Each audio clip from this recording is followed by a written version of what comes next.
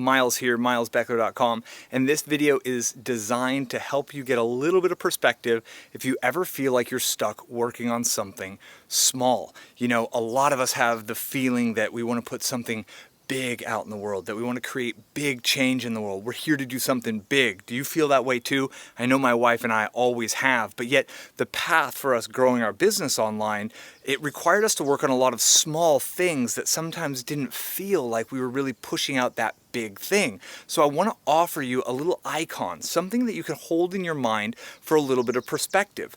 And that's this right here. And you might be like, well, Miles, what is that? This is a pine cone. It's one of the smallest pine cones in the conifer world, and behind me is the tree that grows from this tiny little pine cone. And this tree behind me happens to be one of the largest trees in the world. This is a California coastal redwood up in the Northern California coast. This particular one behind me is probably about 40 feet in circumference. It's probably about 15 feet and 20 feet in diameter. And if you look up, let's see how the camera deals with this.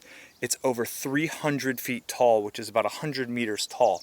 And I am currently in the Humboldt National Forest, which is a forest of some of the largest trees in the world. But here's the analogy for you, right? All of these giant trees, literally some of the tallest trees in the world right here, they all grow from the smallest pine cone in the world. So what is it, right? What is it about this little pine cone that turns into such a large tree? Well, it's fertile soil, right? This pine cone is planted in very, very fertile soil. The soil is filled with litter from all of the ferns and all of the kind of plant matter that falls from the tree. You notice, put in perspective, I just walked through a tree. These trees are so big that when they fall, they don't cut pieces out for the trail. They literally cut tunnels for you to fit through the trail because the trees are just that big. But it's such a good analogy, right? You need the right soil for your business. That's your mindset. You got to keep your mindset fertile and full of positive thoughts that are reinforcing. Then it's water. Water is the nourishment. And for our businesses, that water is content. That water is the work product. We got to put in the little bit of work product every day. Here in Northern California, it rains a lot. And when it's not raining, it's often misty, right? We're right next to the ocean. It gets that coastal fog. And there is always water in the air, and these trees can absorb the water from the air, and these trees get the water from the ground.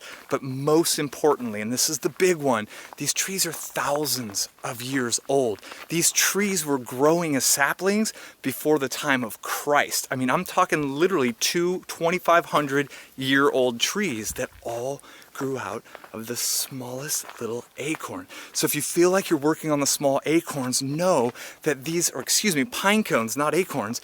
If you feel like you're working on these small little things in your business, know that those small things can grow into massive legs of traffic or massive conversion upgrades. And it really is a true analogy, and everyone has to go through it. And the most important component is time. So you have to be willing to be patient with yourself. You have to be able to go through the process and really allow it all to work itself out, because it's over time with the right nutrients and the right soil and the right amount of water that you ultimately can grow a business that can sustain you. So I hope this analogy has been helpful for you.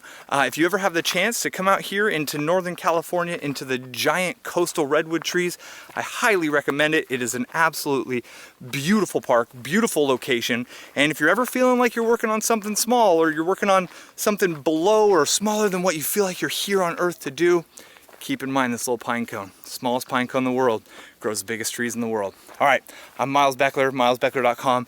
Thank you very much for your time. I look forward to connecting with you on the next video. Be well.